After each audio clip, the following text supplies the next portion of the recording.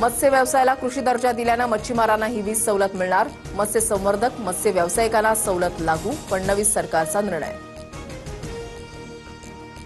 मुंबईतल्या काळा चौकी परिसरात तरुणीवर चाकू हल्ला करत तरुणाचे स्वतःवर सुद्धा वार. तरुणाचा जागीच मृत्यू तर तरुणीचा उपचारादरम्यान मृत्यू.